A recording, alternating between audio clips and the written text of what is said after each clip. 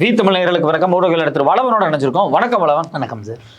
உச்சநீதிமன்ற தலைமை நீதிபதி சந்திரசூட் இந்தியாவில் எந்த பாகத்தையும் பாகிஸ்தானை சொல்லிடக்கூடாது அப்படிங்கிற மாதிரி ஒரு கருத்தை முன் வச்சிருக்காரு.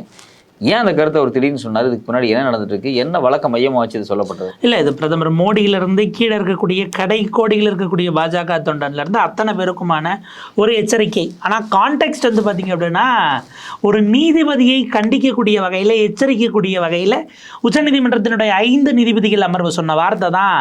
அப்படி என்னது, இந்தியாவுக்குள்ள எந்த பகுதியையும், மிக குறிப்பாக ஓப்பனாக பேசணும் அப்படின்னா, இந்தியன் முஸ்லிம்ஸை நீங்கள் பாகிஸ்தானுக்கு போ, அல்லது அவங்க வசிக்கக்கூடிய பகுதியை பாகிஸ்தான் என்று சொல்லுவது என்பது இந்திய இறையாண்மைக்கு எதிரானது. அப்படி உங்களால் பேசக்கூடாது, பேச முடியாது, பேசக்கூடாது அப்படின்னு மிக கடுமையாக, மிக காட்டமாகத்தான் அந்த வார்த்தைகள் பதிவு செய்யப்பட்டிருக்கிறது. இது எதனுடைய கான்டெக்ட்ல இருந்து அப்படின்னு பார்த்தோம் அப்படின்னா, கர்நாடகா உயர் நீதிமன்றத்தில் ஒரு நீதிபதி, அவர்களுக்கு பேரு வேத வியாச சச்சார் ஸ்ரீஷானந்தா அப்படிங்கிறது அவருடைய ரொம்ப வியாசச்சார் சச்சார் ஸ்ரீஷானந்தாங்கிறது. இவர் பார்த்தீங்க அப்படின்னா, கடந்த வாரத்தில் 2 சர்ச்சைகளில் சிக்கினார். அவர் பேசிய வீடியோக்கள் வெளியாச்சு. நீங்கள் பெங்களூரில் பார்த்தீங்க அப்படின்னா, அங்கே கன்ஸ்ட்ரக்ஷன் சில விஷயங்களை, டெவலப்மெண்டல் ப்ராஜெக்ட்ஸை பற்றின ஒரு வழக்கில் நீங்கள் பெங்களூரில் ஆட்டோ ஏறி போனீங்க அப்படின்னா, கொஞ்சம் தூரம் ஒரு ஏரியா வரைக்கும் சொல்கிறாரு, அது வரைக்கும் தான் இந்தியாவாக இருக்கும், அதுக்கு அடுத்து தான்னா பாகிஸ்தான் அப்படின்னு அவர் வெளிப்படையாக பேசுகிறார். முஸ்லீம்ஸ் அதிகமாக இருக்கிற பகுதியை பாகிஸ்தான் என்று ஓப்பன் கோர்ட்டில் குறிப்பிடுகிறார். ஒரு உயர்நீதிமன்ற நீதிபதி வழக்கு விசாரணைக்கு நடுவில் கமெண்ட் அடிக்கிறார். நீங்கள் ஷேர் ஆட்டோலாம் ஏறி போனீங்கன்னா பாய்ஜரம் வரைக்கும் தான் இந்தியா, அப்புறம் பாகிஸ்தான் ஆயிரும் பெங்களூருக்குள்ளேயே அப்படின்னு அவர் பேசுகிறார். ஏற்கனவே நம்ம கடந்த காலத்தில் பெங்களூரில் எந்த அளவுக்கு அவங்க பார்த்தீங்க அப்படின்னா, பள்ளி கல்வி நிலையங்களில் அவங்க புர்கா போட்டுட்டு போகக்கூடாது அப்படிங்கிற அந்த விஷயத்துலேருந்து பல விஷயங்கள் வந்துச்சு அப்படிங்கிறத பார்க்குறோம். ஹிஜாபினுடைய அந்த சர்ச்சை பெரிய சர்ச்சையாக மாறி அப்படிங்கிற மாணவர்கள் தாக்கப்பட்ட சம்பவங்கள் கூட வெளியே வந்து பெரிய லெவலுக்கு கொந்தளிப்பு. கோவில் திருவிழாக்களில் இஸ்லாமியர்கள் கடை போட அனுமதி இல்லைங்கிற லெவலுக்கு கொந்தளிப்பில் வச்சுட்டு இருந்தாங்க. நீங்கள் அங்கேருந்து இவ்வளவு இன்சென்சிட்டிவாக பேசக்கூடிய ஒரு நீதிபதி வருகிறார் அப்படிங்கிறதும், அவர் அதை விட மிக மோசமாக ஒரு பெண் வழக்கறிஞர்கள்ட்ட ஆபாசமாக ஒரு ஃபேமிலியினுடைய செட்டில்மெண்ட், டிவோர்ஸ் செட்டில்மெண்ட் சார்ந்த கேஸில் இன்னும் மோசமாக போனார். ஏமா எதிர்த்தரப்பில் இருக்கிற பற்றி எல்லாம் உனக்கு தெரியுமாம்மா, நாளைக்கு காலையில் விட்டால் அவர் என்ன அண்டர்வேர் போடுவார், இன்னர் போடுவாருங்கிற கலர் வரைக்கும் சொல்லுவீங்களான்னு ஓப்பன் கோர்ட்டில் ஒரு கேஷுவல் கமெண்ட். இது 2 வைரலான பிறகு தான் உச்சநீதிமன்றம் கொந்தளித்து போய் என்ன தான் நினச்சிட்டு இருக்கீங்க, நீதிபதிகளுக்கு எப்படி நடந்துக்கணும், உங்களுக்கு எது டிசிப்ளின்னு நாங்கள் சொல்ல வேண்டிய தேவை இருக்குது, அப்படி ஒரு கைட்லைன்ஸே ஃப்ரேம் பண்ணணும், இதை நாங்கள் விசாரணைக்கு எடுக்கிறோம் அப்படின்னு எடுத்தாங்க. அப்படி எடுத்தவுடன் அந்த நீதிபதி ஓப்பன் கோர்ட்டில் பகிரங்கமாக மன்னிப்பு கேட்டார். கர்நாடக உயர் நீதிமன்றத்தினுடைய இந்த மாதிரியான சர்ச்சைக்குரிய கருத்துக்களை பேசிய நீதிபதி ஓப்பன் கோர்ட்டில் மன்னிப்பு கேட்குறாரு. ரெஜிஸ்டர் அதை பதிவு பண்ணி அவர் என்ன சொல்கிறார் அப்படின்னா, அந்த வழக்கில் அது சம்மந்தம் இல்லை, அதாவது அவர் அப்படி இந்த கமெண்ட் அடித்தது உண்மைதான். அதாவது முஸ்லீம் வசிக்கக்கூடிய பகுதியை சிறுபான்மையினர், இஸ்லாமியர்கள் செறிவாக இருக்கக்கூடிய பகுதியே என்னார். ஆனால் அந்த கேஸில் அது பயஸ் கிடையாது. ஏன்னா ஜஸ்டிஸ் சந்திரசூட் அவர்கள் தலைமையிலான 5 நீதிபதிகள் அமர்வு உட்காருது. கொலிஜியம் தாண்டி ப்ளஸ் 2 பேர் அப்படின்னும் போது உட்கார்ந்துட்டு அவங்க எடுத்த முதல் கேள்வியே, ஓப்பனாக நீங்கள் பெண்களுக்கு எதிராகவும் இஸ்லாமியர்களுக்கு எதிராகவும் ஒரு செக்ஷன் ஆஃப் த சொசைட்டிக்கு எதிராக பயஸ்டாக இருக்கிறீங்க அப்படிங்கிறத இந்த 2 கமெண்ட் வீடியோவை பார்த்து நாங்கள் தெரிஞ்சுக்கிறோம். உங்கள்கிட்ட ஒரு வழக்கு வந்தால் நம்பி எப்படி ஒரு பெட்டிஷனர் ஒரு பெண்ணாகவோ ஒரு சிறுபான்மையினராகவோ இருந்தால் எப்படி வர முடியும்? அப்போ வெளிப்படையாகவே ஒரு பயஸை சமூகத்தில் நீங்கள் ஏற்படுத்திட்டீங்கன்னா உங்களுடைய நீதி பரிபாலனத்தின் மீதே சந்தேகம் வராதா அப்படிங்கிற கேள்வி எழுப்பின பிறகு தான் அந்த ஓப்பன் மன்னிப்பு அப்படிங்கிற விஷயத்தை அவர் செஞ்சார். அந்த மன்னிப்பு சார்ந்த விஷயங்களை இந்திய அரசும் என்ன எப்படி வந்துருச்சு அப்படின்னா, அட்டார்னி ஜெனரல் திரு வெங்கட்ரமணி, சாலிசிட்டர் ஜெனரல் துஷார் மேத்தா 2 பேருமே ஆஜராகி அவர் மன்னிப்பு கேட்டுட்டார். இதுக்கு மேலே எலிவேட் பண்ண வேண்டாம், இதோட விட்டுறலாம் அப்படின்னு கோரிக்கிட்டதன் பிறகு தான் ஒரு டீட்டெயில்டான ஆர்டர் உத்தரவுகளை கொடுத்துட்டு, அதுக்கு பிறகு இதை இப்போதைக்கு அவருக்கு நாங்கள் நோட்டீஸ்லாம் சர்வ் பண்ணலை, அவர் மன்னிப்பு கேட்டுட்டார். ஆனால் இதுக்கப்புறம் இது அவருக்கு மட்டுமல்ல, ஒட்டுமொத்தமாக ஜுடிஷியரில் இருக்க எல்லாருக்குமான பாடம். நீங்கள் இந்தியாவின் இன்டெகிரிட்டி, இந்த இறையாண்மை இருக்கு இல்லையா, நீங்க அதுக்கு எதிராக பேசுகிறீர்கள். இந்தியாவோடு இருக்கிற இன்டெகிரல் பார்ட்டி எதையும் நீங்க எப்படி பாகிஸ்தான் சொல்ல முடியும் அப்படிங்கிற இடத்துக்கு தான் வராங்க.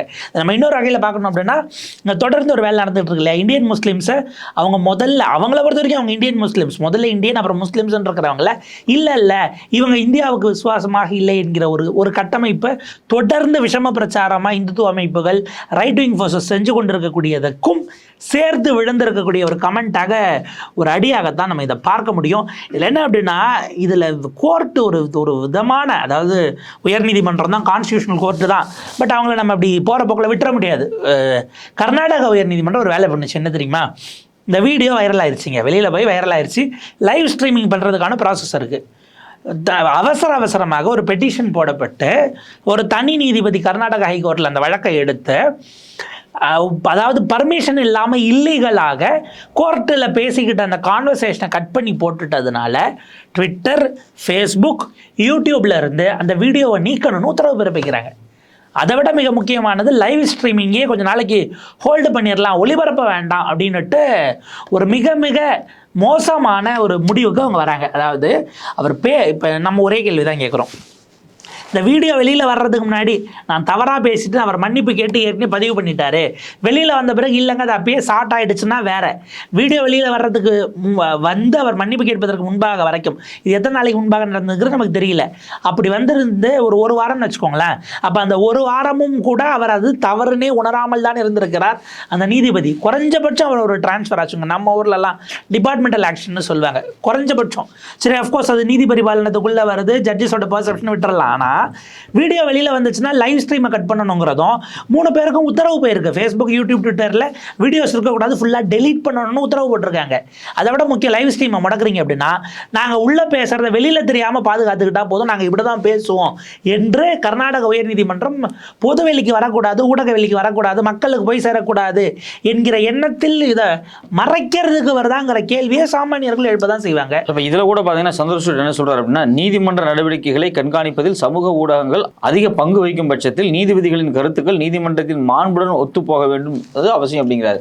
அதாவது சோசியல் மீடியா ரொம்ப அலர்ட்டாக பார்த்துக்கிட்டு இருக்கு, நீங்கள் அதனால் ரொம்ப மாண்போட நடந்துக்கணும் அப்படிங்கிறாரு. இப்போ கூட சோசியல் மீடியாவை கண்டு உச்சநீதிமன்றத்திலிருந்து உயர்நீதிமன்றம் வரைக்கும் ஒரு கலக்கம், பயம் ஏற்பட்டிருக்கிறது. இல்லை, அவர் இப்போ தான் ரீசெண்டாக சோஷியல் மீடியாவில் பிரதமர் வீட்டுக்கு வந்ததுக்காக உரலுக்கும் உலக்கைக்கும் நடுவில் மாட்டிக்கிட்டு அவள் மாதிரி பட்டார். அஃப்கோர்ஸ் அவர் பல நேரங்களில் சொல்வார், நமக்கு ஜுடிஷியரிக்கு ப்ராடர் ஷோல்டர்ஸ் இருக்கணும், விமர்சனங்கள் எல்லா பக்கம் இருந்து வரதான் செய்யும், அதனால் நம்மளுக்கு ஒரு பிரச்சனையும் இல்லை, தாங்கிக்கிட்டு நீங்கள் வேலையில் ப்ராப்பராக இருக்கணும் அப்படின்னு தான் சொல்லுவார். அவர் திரும்ப குறிப்பிடக்கூடியது, கேஷுவல் கமெண்ட்டுக்கு இடமே கிடையாது கோர்ட்டுக்குள்ளேங்கிறாரு.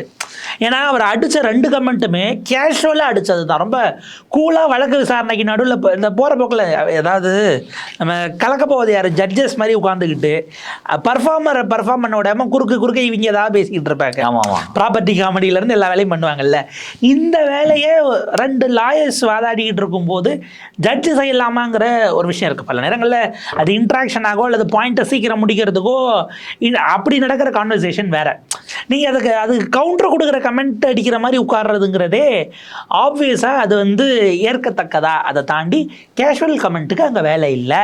கேஷுவல் கமெண்ட் ஆப்வியஸாக உங்களுடைய பயஸை வெளிப்படுத்தும், இருக்கிற பயஸை போகிற போக்கில் அப்படின்னா நம்ம ஆட்கள் அதுக்கு தான் நமக்கு பல வியாக்கியானம் சொல்லுவாங்களோ, உள்ளத்தில் இருக்கிறது தான் உதட்டில் வரும் அப்படிங்கிற மாதிரி எடுக்கும்போது ஆப்வியஸாக அந்த இடம் நீதித்துறை, உங்களுடைய நீதி பரிபாலனம், நீங்கள் உட்கார்ந்துருக்கக்கூடிய அந்த கான்ஸ்டியூஷனல் பொசிஷன், இதன் மீது மக்களுக்கு சந்தேகம் இருக்கிறது என்று சொன்னால் நீங்கள் என்டையர் ஜுடிஷியரியே ட்ரையலில் கொண்டு போய் வைக்கிறீங்க அப்படிங்கிற ஒரு இடம் வருது.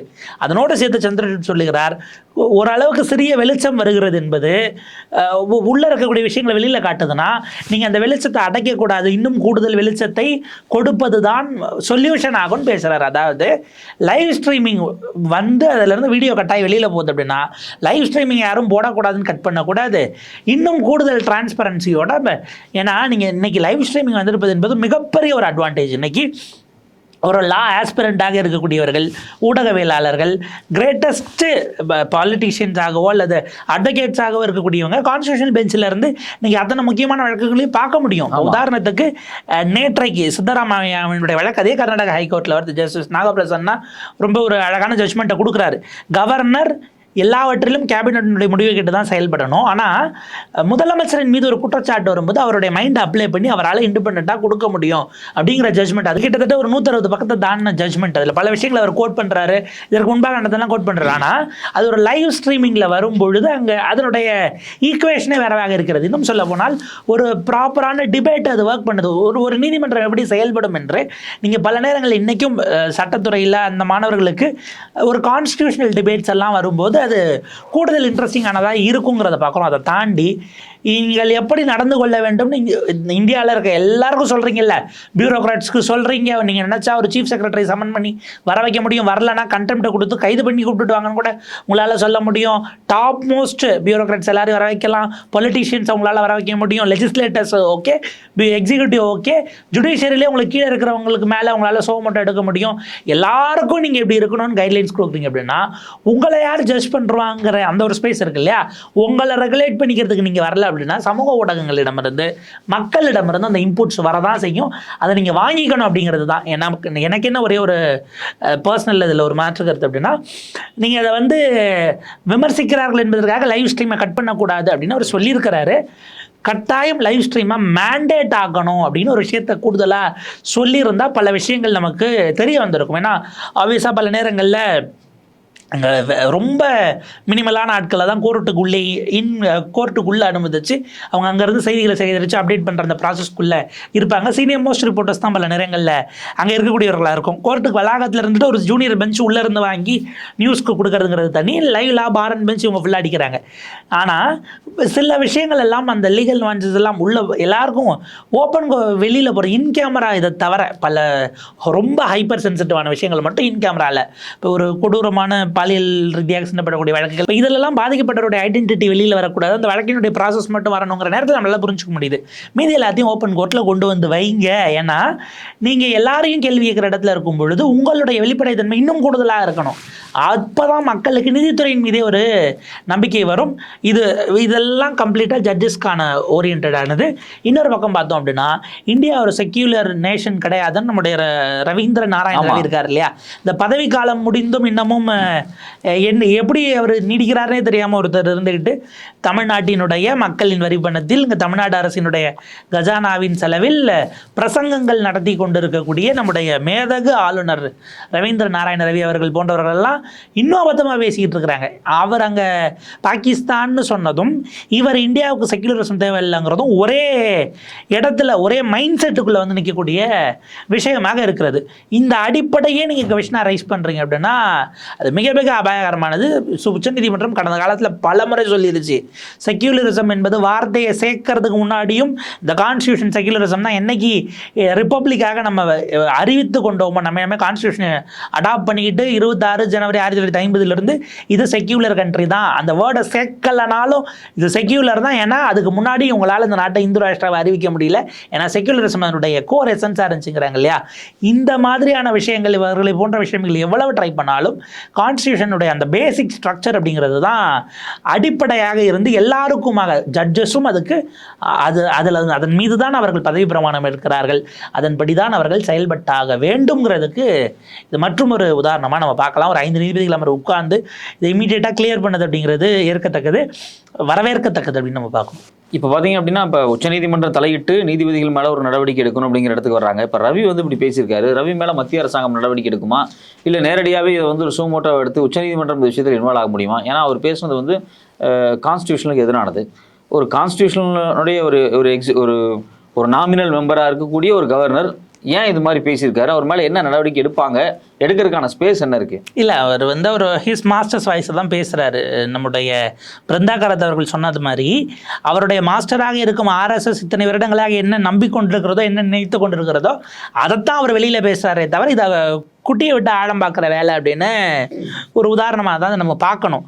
அதை தாண்டி ஆர்.என். ரவி அவர்கள் இன்றைக்கு அவர் ஆளுநராக இருப்பதற்கு என்ன அடிப்படை முகாந்திரம் இருக்கிறதுன்னு யாராச்சும் ஒரு ஆள் என்னை கேட்டால் உச்சநீதிமன்றத்திலையோ உயர்நீதிமன்றத்திலையோ கோவாரண்டோ ஃபைல் பண்ண வேணும். ஏன்னா கோவாரண்டோங்கிறது தகுதி முறை வினவும் பேராணை. இவர் இதுக்கு மேலே இந்த பதவியில் நீடிக்கலாமா அப்படின்னு கேட்குறது. இப்போ உதாரணத்துக்கு உதயநிதி ஸ்டாலின் சனாதனம் குறித்து பேசியதற்கு ஒரு சமூக நல ஆர்வலர் ஒரு வழக்கறிஞர் போய் கோவாரண்டோ ஃபைல் பண்ணார். அனிதா சுமந்த் அவர்கள் பெஞ்சில், ஜஸ்டிஸ் அனிதா சுமந்த் பெஞ்சில் வந்துச்சு. அவங்க எல்லாம் பார்த்துட்டு இப்போதைக்கு ஒரு பதவி விலகுன்னு சொல்ல முடியாது, ஏன்னா இவர் தண்டிக்கப்படலை, சனாதன வழக்கில் தண்டிக்கப்பட்டால் 2 வருஷத்தை தாண்டி போச்சுன்னா இவர் நீடிக்க முடியாதுன்னு சொல்லி அதை முடிச்சு வச்சுட்டாங்க. பதவிக்காலம் முடிந்த 5 ஆண்டுகளில் அவருக்கான பதவிக்காலம் டென்யூர் என்னவோ அது முடிஞ்ச பிறகு அவர் தொடர்கிறார் என்று சொன்னால் அவர் தொடர்வதற்கு எக்ஸ்டென்ஷனை கூட மினிஸ்ட்ரி ஆஃப் ஹோம் அஃபேர்ஸ் வெளியிடலை, அது அதிகாரப்பூர்வமாக வெளியிடல. ஒன்று. ரெண்டாவது, அப்போ இவர் பதவிக்காலம் முடிந்த பிறகும் தொடர்கிறார் என்றால் இந்த காலகட்டத்தில் இவர் சைன் பண்ண ஃபைல்ஸில் இருந்து, இவருக்கு அரசு செலவு பண்ண பணத்திலிருந்து, இவர் எடுக்கக்கூடிய முடிவுகள் எல்லாம் செல்லுபடி ஆகுமா அப்படிங்கிற கேள்வியும் வருது. இதே ஒரு பெட்டிஷனாக எடுத்து நம்மளை என்ன கேட்டால் ஃபைல் பண்ணி மூவ் பண்ணணும். அது எய்தர் டிஎம்கேவோ அல்லது இங்கே இருக்கக்கூடியவர்களோ அதை நகர்த்தினா பெட்டராக இருக்கும். அவர் நீடிப்பதற்கு இந்த பதவி நல்ல எந்த விதமான கான்ஸ்டியூஷனல் போஸ்ட்லையுமே நீடிப்பதற்கு குறைந்தபட்ச 1% தகுதி கூட இல்லாத நபராகத்தான் RN ரவி அவர்கள் மாறி இருக்கிறார்கள். அவர் ராஜினாமா பண்ணிட்டு வெளியில வந்து கமலாலயத்தில் சேர்ந்தோ சேராமலோ இது எதை வேணாலும் பேசட்டும், எதை வேணாலும் செய்யட்டும். கடந்த ஒரு 30 ஆண்டுகளாக அவர் வந்து ஒரு IPS அதிகாரியாக இருந்திருக்காரு, இந்தியாவினுடைய பாதுகாப்பு ஆலோசகராக IBL டைரக்டராக இருந்திருக்காரு. இவர் எப்படி செயலாற்றிருப்பாரு? இவ்வளோ ஒரு இந்துத்துவ மனநிலையில் இருக்கக்கூடிய ஒரு ஆள் அப்படிங்கிறது நமக்கு ஒரு பெரிய அதிர்ச்சியா இருக்கு இல்லையா? இல்லை, இந்துத்துவ மனநிலையில் இருந்ததுனால்தான் 30 ஆண்டுகளுக்கு முன்பாக அவர் உள்ளே எடுத்துக்கொள்ளப்பட்டார் என்பதாகவும் இருக்கலாம் அப்படிங்கிறது மிக முக்கியமானதுன்னு நான் பார்க்குறேன். ஏன்னா எமர்ஜென்சி அந்த டிக்ளரேஷன் பீரியடுக்கு கிட்டத்தட்ட ஒரு 6-7 மாதங்களுக்கு முன்பாக இவர் உள்ள பேட்ச்க்கு போகிறாரு. அந்த வருஷம் தான் கிளியர் பண்ணுறாரு. அவர் ஆக்சுவலாக முடிச்சுட்டு அவர் ட்ரைனிங்கு போகக்கூடிய ப்ராசஸ் என்பது அப்போ கிட்டத்தட்ட 75 அந்த பீரியடில் தான் அவர் டிகிரி பிஜின்னு நினைக்கிறேன் முடிச்சுட்டு அவர் UPSC கிளியர் பண்ணி உள்ளே போகிறார் அப்படிங்கிறத பார்க்குறோம். ஒரு பேட்ச் வந்து 76 பேட்ச். அப்போ அந்த காலகட்டம்ங்கிற இது இருக்கு இல்லையா? பட் பியூரோக்ரஸி காலங்காலமாக எந்த அரசு வந்திருந்தாலும், அந்த ஜனதாவை அரசோ இல்லை அதுக்கு முன்பாக இருந்த அரசுகளோ இல்லை காங்கிரஸோ அவங்க ஒரு கலர் தானே, அப்படி ஒரு விஷயம் இருக்கு இல்லையா? அப்படியான கேள்விகள் நம்ம இன்னைக்கு எழுப்பிட்டுறோம். இன்னைக்கு நம்ம பேசுகிறோம் அண்ணாமலை படித்த அகாடமி அதன் காரணமாக அப்படிங்கிற ஒரு விஷயம்லாம் பேசுகிறோம். அது காலங்காலமாக இருந்ததனுடைய ஒரு கடைசி நீட்சியாகத்தான் அண்ணாமலை படித்த அகாடமி நம்ம பார்க்க வேண்டியிருக்கு. ஸோ அது பியூரோக்ரஸி வந்து ரொம்ப காலமாக பல நேரங்களில் குறிப்பாக எக்ஸ்டர்னல் அஃபேர்ஸ் போன்ற விஷயங்கள்ல அவங்க எந்த காலத்திலும் ஒரு பெரிய ஹோல்டை டிசைட் பண்ணக்கூடியதாக. நம்ம எப்படி ஜுடிஷியரியில் சில குறிப்பிட்ட ஃபேமிலிஸ்ங்கிறோமோ அங்கே ஒரு பவர் சென்டராக எக்ஸ்டர்னல் அஃபேர்ஸ் ரொம்ப நாளாக இருந்துகிட்டு இருக்கு. அது ஒரு நீண்ட விவாதம். உங்களுடைய நேரத்துக்கும் விரிவான கருத்துக்கு ரொம்ப நன்றி. நன்றி.